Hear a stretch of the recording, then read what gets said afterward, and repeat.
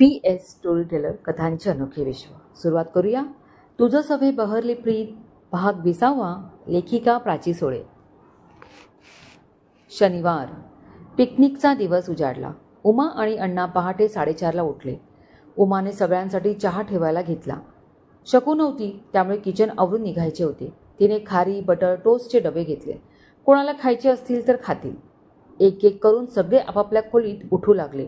कुंदा उठली. खरं तर ती झोपलीच कुठे होती. तिच्या नजरेसमोरून आणि डोक्यातून विराज सुमनचे विचार जातच नव्हते. कुंदाची 2 दिवस परीक्षा असणार होती. कितीही राग आला तरी तिला स्वतःवर खूप नियंत्रण ठेवावे लागणार आहे. असं काहीही वागून वा बोलून चालणार नाही, जेणेकरून तिने बनवलेला प्लॅन फिसकटू शकतो. सुमनने तिचं अख्खं कपाट काल रात्री सगळं जमिनीवर रिकामं करून ठेवले होते. कुठले ड्रेस घ्यायचे, कुठला ड्रेस घालून निघायचे, रात्रीसाठी कुठले नाईट गाऊन घालायचे, हेच तिचे ठरत नव्हते. वाटलं विराजला बोलवावे आणि त्याला विचारून घ्यावे. तिची अशी त्रेधा उडाली होती की जणू काही ती तिची सासरची बॅग भरत होती. ती खुदकन हसली. तिला आठवले, विराजला म्हणाला होता, सुमन तू साडी नेस किंवा ड्रेस घाल, तुला सगळंच अप्रतिम दिसतं गं. सो सुमन, आता जे आवडतील ते ड्रेस भर पटापट, नाहीतर अजून बॅगच भरते म्हणून आई ओरडेल. सुमनने बॅग भरून घेतली. टॉवेल, पावडर, फणी, टूथपेस्ट, ब्रश, तिचा मेकअप किट, स्लिपर्स, टिकल्यांचे पाकिटं, सारं काही मनासारखं भरून तिने बॅग बंद केली. अंघोळ आवरून तयार होऊन बॅग आणि तिची छोटी पर्स घेऊन ती खोलीच्या बाहेर आली. उमाला मदत करण्यासाठी किचनमध्ये गेली. देवघरात अण्णा देवपूजा करत होते. आदित्य जेव्हापासून गावात एकटा फिरून आला होता तेव्हापासून त्याचं विश्व थोडंसं तरी ढवळलं गेलं होतं. वडाच्या झाडाखाली झोके घेऊन त्याच्या मेंदूचे बंद असलेले कप्पे उघडले गेले होते. त्या धुंद अवस्थेत त्याला अचानक सुद्धा आठवली होती. तिचं त्याच्याशी न बोलणं त्याला खटकलं होतं. आज पिकनिकला जातोय तर वेळ बघून सुधाशी बोलायची. झालं असतं त्याची माफी मागायची. त्याने जास्त शॉर्ट्स घेतल्या आणि टी-शर्ट्स, एखादी जीन्स घेतली. सगळी तयारी करून तो खोलीच्या बाहेर आला. जिना उतरून खाली आला. अवचित त्याचं लक्ष गेटकडे गेलं. तिथून सुद्धा येणार आहे, तो मनात म्हणाला आणि हसला. मनोहर, कुंदा दोघे तयार होऊन खाली आले. आरवही त्याची बॅग घेऊन आला. हे आदी दादा, good morning. Good morning Aarav, झालास का रेडी, त्याने विचारले. हा रे काय दादा, हा बघ तुझ्यासमोर तयार होऊन उभा आहे. आरव हसत बोलला. ए दादा, काय सॉलिड कलर आहे रे तुझ्या टी शर्टचा. टोमॅटो रेड कलर आणि तुला खूप खूप सूट करतोय तो. आरव त्याची स्तुती करत बोलला. हे थँक्स डिअर आरव, तू पण भारी दिसतोयस हा.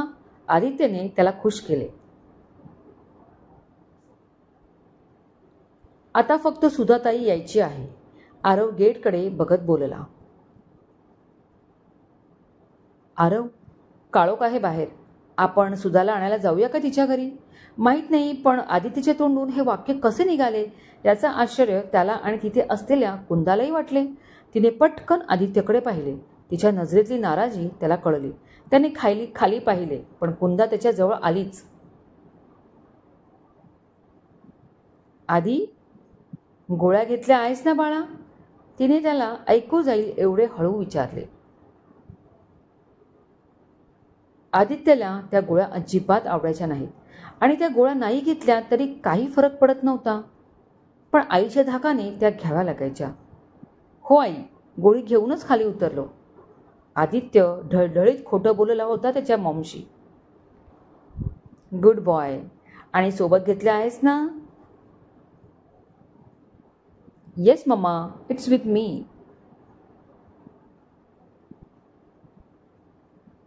दॅट्स माय बॉय, कुंदा हसली. आदित्य आज पहिल्यांदा त्याच्या कुंदा आईशी खोटं बोलला.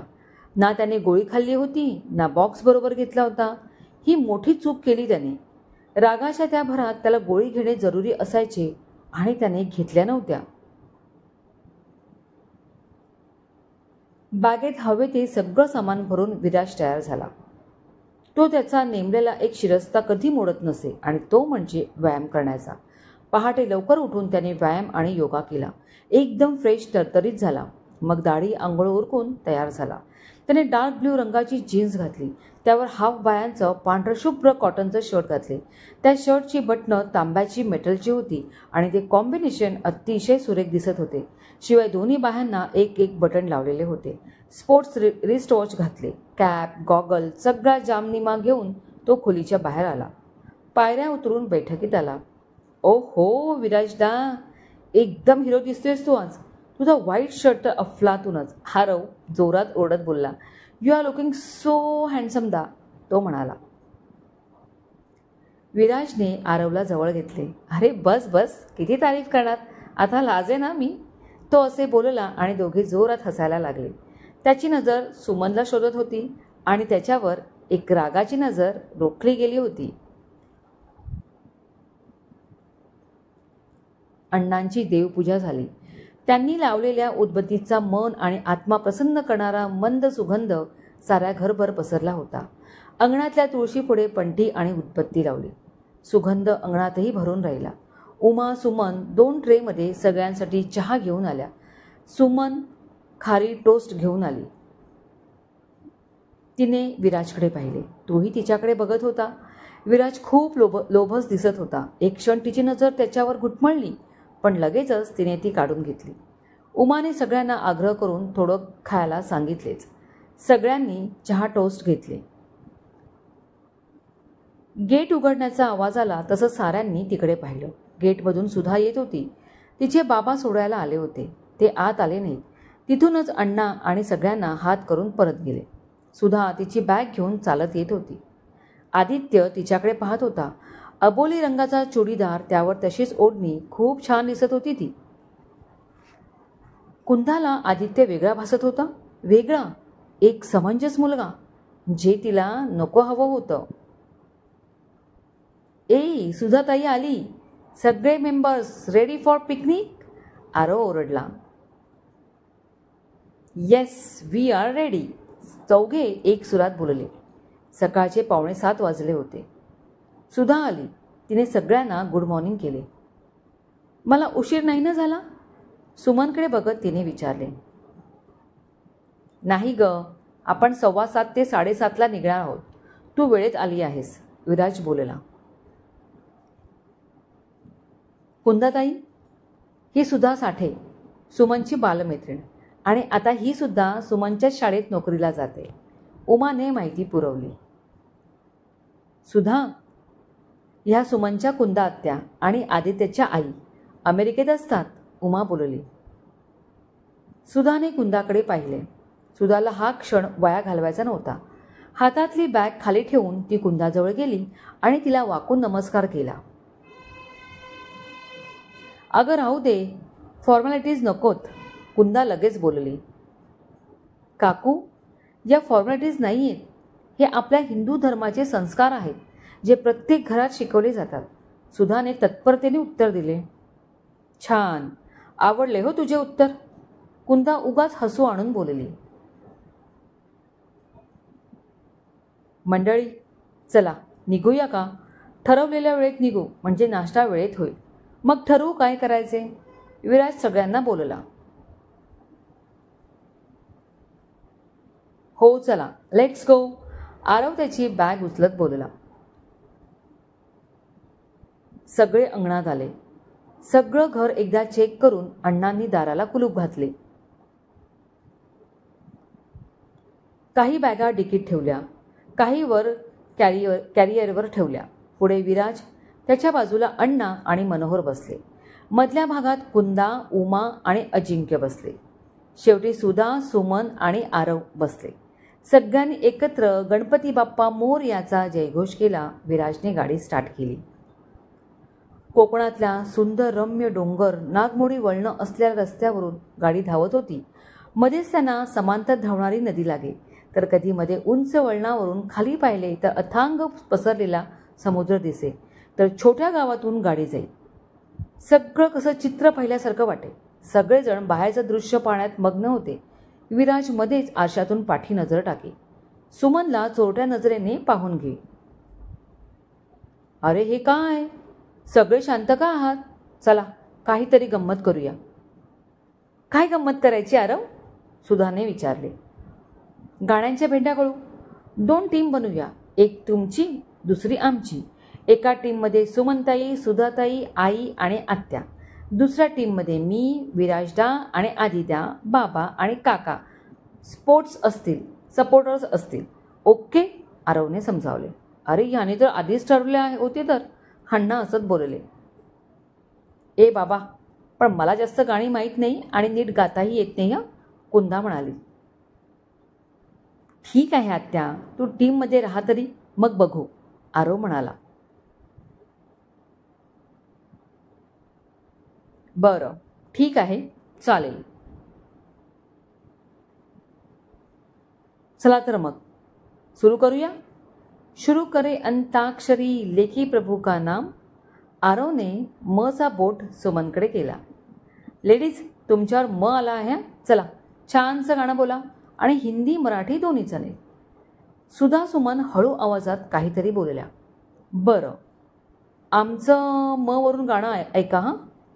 मी कशाला आरशात पाहू ग, मी कशाला बंधनात राहू ग, मीच माझ्या रूपाची राणी ग, मीच माझ्या रूपाची राणी ग. दोघींनी खूप सुरात गाणे गायले. मला तेवढं येत नाही हा मंडळी, प्लीज समजून घ्या. सगळ्यांनी टाळ्या वाजवल्या. बॉईज, तुमच्यावर ग आलाय, सुद्धा हसत बोलली. दादा, लोक ग वरून गाणे आठवा, आरव घाई करत बोलला. अरे बोलूया ना, तुम्ही मला साथ द्या फक्त. काय, विराज उत्साहाने बोलला. गोमुसंगतीनं माझ्या तू येणार का, माझ्या पिरतीची राणी तू होणार का, गोमुसंगतीनं माझ्या तू येणार का. तिघांनी एकदम उच्च पट्टीत गाणं म्हटले. सुमनला गाण्याचा इशारा समजला. ती गालात हसत होती आणि विराजला डोळे भरून बघत होता. मुलींवर क अक्षर आले. केव्हा तरी पहाटे उलटून रात गेली, मिटले चुकून डोळे, हरवून रात गेली, केव्हा तरी पहाटे. सुमन तल्लीन होऊन गाणं गात होती. जणू ती गात नव्हतीच, तर ते गाणं जगत होती. तिचे श्वास उद्दीपित झाले, चेहरा आरक्त झाला होता. अचानक टाळ्यांच्या आवाजाने ती दचकून भानावर आली. वाह सुमन, जितकी दिसायला सुरेख आहेस, तेवढाच तिचा आवाजही सुरेल आहे. आणि हे गाणं तर अप्रतिम गायले तिने. असे गाणे कोणालाही जमणार नाही हा गायला. त्यासाठी कोणासाठी तरी जीवाची तळमळ तगमग हवी, जी सुमनच्या आवाजात जाणवली. कुंदाम मुद्दाम असे खोचकपणे बोलले, पण सुमनला तिचे शब्द लागले. ती काहीच बोलली नाही. कुंदा आतल्या आत धुमसू लागली. आपल्यावर ल अक्षर आले. आरव तिची गाडी पुढे दामटवत बोलला. आता एक हिंदी गाणे होऊन जाऊ दे ना, त्याने फरमाईश केली. ले जाएंगे दिलवाले दुल्हनिया ले जाएंगे, रह जाएंगे पैसे वाले देखते रह जाएंगे. विराजने हे गाणं गाऊन ते षटकारच ठोकला. त्याने कुंदाला एका अर्थी सांगूनच टाकले, सुमन तर माझीच आहे. गाणी म्हणत गप्पा गोष्टी करत आंजर्ले गावात समुद्र किनाऱ्यालगत असलेल्या विराजच्या कंपनीच्या कॉटेजमध्ये गाडी आली. कॉटेजचा परिसर गर्द झाडीत होता. अतिशय शांतता नांदत होती. सकाळचा फक्त पक्ष्यांचा किलबिलाट कानी पडत होता. 4 खोल्या असलेले ते सुबक कॉटेज होते. शिवाय मोठा हॉल, किचन होते. बाहेर झोपाळ्या, बसायला लाकडी बैठका, खाली हिरवागार गवताचा गालीचा. ती जागा बघता क्षणी सगळ्यांच्या मनात भरले. आणि कॉटेजच्या 30-35 फूट समोर डोळ्यांचं पारणं फेडणारा अफाट समुद्र, त्याची गाज प्रत्येकाच्या मनाचा ठाव घेत होती. कॉटेज सांभाळणारं एक जोडपं होते व त्यांना मदत करण्यासाठी 2 मदतनीस होते. त्यांनी हसतमुखाने सर्वांचं स्वागत केले. सर्वांना वेलकम ड्रिंक म्हणून नुकतेच झाडावरून काढलेल्या गोड शहाळ्याचं पाणी दिले. सगळे या स्वागताने खुश झाले. एवढी सुंदर जागा बघितल्यावर आरवने विराजला तर मिठीच मारली. सदानंद आणि त्याची बायको संगीता दोघे त्यांना त्यांच्या खोल्या दाखवायला आत घेऊन गेले. दोन्ही मदतनीसांनी त्यांच्या बॅगा आत आणल्या. सदानंद आणि संगीता खूप बोलके आणि प्रेमळ होते. मुख्य म्हणजे ते चुणचुणीत आणि कामाला फास्ट होते. खाली 2 खोल्या होत्या. पैकी एका खोलीत अण्णा आणि उमा आणि आरवने घेतली. दुसरीत कुंदा आणि मनोहर गेले. वरती 2 खोल्या होत्या. एका खोलीत विराज आणि आदित्य, दुसरीत सुमन आणि सुधा गेल्या. कुंदाला खोल्यांची ही निवड अजिबात आवडली नाही. जरी आदित्य वरच्या खोलीत असला तरी विराजही होता आणि आदित्यपेक्षा विराज कितीतरी स्मार्ट मुलगा होता. त्याला आणि सुमनला चांगलीच मोकळीक मिळाली. सदानंदाने सगळ्यांच्या रूमवर जाऊन नाश्ता तयार आहे याची वर्दी दिली. संगीताने हॉलमधल्या सेंटर टेबलवर डिशेसची मांडामांड केली. उमाने तिला खोलीत बोलावून तिने बनवलेली थालीपीठ आणि चटणी दिली. बाहेर नाश्त्याबरोबर ठेवायला सांगितले. संगीताने नाश्त्यासोबत आलं वेलची घातलेला कडक चहा थर्मासमध्ये आणून ठेवला. सगळे बाहेर आले. खमंग थालीपीठ आणि भरपूर कांदा घालून बनवलेले, त्यावर वरून ओलं खोबरं आणि कोथिंबीर घातलेले कांदा पोह्यांचा घमघमाट सुटला होता. सगळ्यांना सपाटून भूक लागली. जराही वेळ न घालवता सगळे नाश्त्यावर तुटून पडले. मोठे एका बाजूला आणि तरुण एका बाजूला असं दृश्य होते. सगळे हसत मजा करत नाश्ता करत होते. संगीताने बनवलेल्या चहाची मात्र सगळ्यांनी एकमुखाने स्तुती केली. विराजने तर 2 वेळा चहा घेतला. सगळ्यांचा नाश्ता चहा झाला. सो फ्रेंड्स, आता आपण सगळे समुद्र स्नानास जाणार आहोत, तेव्हा सगळे तयार व्हा. आरवमध्ये उभा राहत माईक हातात घेतल्याचा आविर्भाव करत बोलला. त्याच्या या वाक्याला चौघाने उचलून धरले आणि टाळ्या वाजवल्या. येस आरव बेटा, त्यासाठीच तर आलो आहोत ना आपण सारे. 2 दिवस फक्त मजा आणि मजाच करायचे, बाकी काही नाही. चला सगळ्यांनी चेंज करूया. मी जातोय, विराज हसत बोलला. 1 मिनिट. एवढा वेळ गप्प असलेली कुंदा बोलली. तू कपडे चेंज करा म्हणतोय म्हणजे मुलींनी पाण्यातले छोटे कपडे घालावेत असं म्हणायचंय का? कुंदा एक भुवई वर करत बोलली. आणि विराज हसायला लागला. आत्या, तुमचा काहीतरी गैरसमज झाला. अहो, पाण्यात जायला कशाला हवे छोटे कपडे? आणि छोटे काय आणि मोठे काय, शेवटी पाण्यात भिजणारच ना, तेव्हा त्याने काही फरक पडत नाही. मी असे म्हणालो कारण आपण सकाळच्या नवीन कपड्यात आहोत. समुद्राचे पाणी खारे आहे, कदाचित खराब होऊ शकतील आणि पाण्यात जायचे हे गृहीत धरून आम्ही काही साधे कपडे आणलेत, तेच घालणार आहोत. विराजने सगळं स्पष्टीकरण देऊन कुंदाची बोलती बंद केली. एकदम बरोबर विराज तुझा. जा जा मुलांनो, पिकनिकला आला आहात ना, आणि तेही अशा रम्य सागर किनारी. एकही क्षण वाया घालवायचा नाही. आम्हीही येतोय, पण पाण्यात नाही हा, किनाऱ्याने फिरू फक्त. तुम्ही मुलं लाटांचा मनसोक्त आनंद घ्या. मनोहरराव विराजची री ओढत बोलले. कुंदाने एक रागाचा कटाक्ष त्यांच्याकडे टाकलाच. सगळी मुले त्यांच्या खोलीत पळाली. आरव, आदित्य, विराजने शॉर्ट्स घातल्या आणि त्यावर स्लीव नसलेले टी शर्ट्स घातले. विराजचे टी शर्ट सफेद रंगाचे होते. सुधा आणि सुमनने सिल्क कॉटन मिक्स कुर्ता आणि लेगिन्स घातल्या. सगळे रेडी होऊन खाली आले. कुंदा आता बघण्याखेरीज काहीच करू शकत नव्हती. ती तर भयंकर रागवली होती. साहेब, या किनाऱ्यावर तुम्हाला लोकांचा कसलाच त्रास होणार नाही, सदानंद बोलला. का? सुधाने विचारले. ही प्रॉपर्टी एका बाजूला शेवटाला आहे, तुम्हाला दिसेलच. एका साईडला खडक आहेत, त्यामुळे पर्यटक या बाजूला येत नाहीत. ते मधल्या भागात असतात. इथे शांत आहे. बघायला गेलं तर या प्रॉपर्टीचा प्रायव्हेट बीच होऊन जातो, सदानंदाने माहिती पुरवली. खूप छान, मग तर मज्जाच येणार, आरव बोलला. हे पहा मुलांनो, ऐका जरा. मजा मस्ती करताना आपली स्वतःची काळजी घेणेही तेवढेच महत्त्वाचे आहे, विशेषतः समुद्राच्या पाण्यात. माझी दोन्ही मुलं आणि सुद्धा पट्टीचे पोहणारे आहेत, पण विहीर, नदी आणि समुद्र यामध्ये खूप फरक आहे. तेव्हा बाळांनो, खूप आत अजिबात जायचे नाही, समजलं काय आरव? अण्णा आपल्या वाक्यावर जोर देत बोलले आणि आरवला दमही भरला. अण्णा, मी गुड स्विमर आहे. कॉलेजच्या स्विमिंग कॉम्पिटिशन सगळ्या माझ्या नावावर आहेत, तरी तुमची आज्ञा डावलणार नाही, विराज बोलला. मामा, तू माझीही काळजी करू नकोस. अरे, बाहेरच्या देशात अवघ्या 2 महिन्यांच्या बाळाला पाण्यात सोडले जाते स्विमिंगसाठी, आणि तू विश्वास ठेवणार नाहीस, ती बाळं उत्तम पोहतात. म्हणूनच फॉरेनर्स कुठल्याही पाण्यात कधीच बुडत नाहीत. मीही वयाच्या 1 वर्षांपासून स्विमिंग करतोय. आईला विचार. आदित्य छाती फुगवत बोलला. बरं झालं तर. स्वतःची आणि दुसऱ्याची काळजी घ्या आणि करा मजा, उमा बोलली.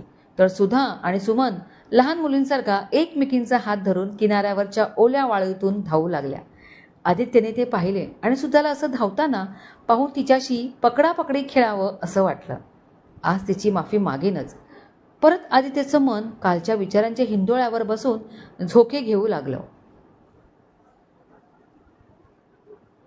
हे दादा लोक, लेट स्टार्ट, आरव ओरडला आणि समुद्राच्या दिशेने धावू लागल्या.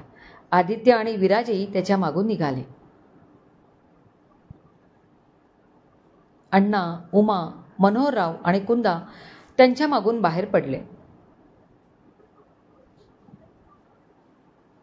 सुमन सुधा पहिल्या पोचल्या पाण्याजवळ. दोघींनी एक क्रिया केली. त्या खाली वाकल्या, समुद्राच्या पाण्याला स्पर्श केला, ओंजळीत पाणी घेतले आणि बोलल्या, हे समुद्र देवा, तुझ्यासोबत थोडा वेळ आम्ही आनंदात घालवणार आहोत, तेव्हा आम्हा सगळ्यांना तुझ्या पाण्यात सांभाळून घे. असं म्हणून त्यांनी ओंजळीतले पाणी अर्धे म्हणून सोडले. अण्णांचे संस्कार होते ते.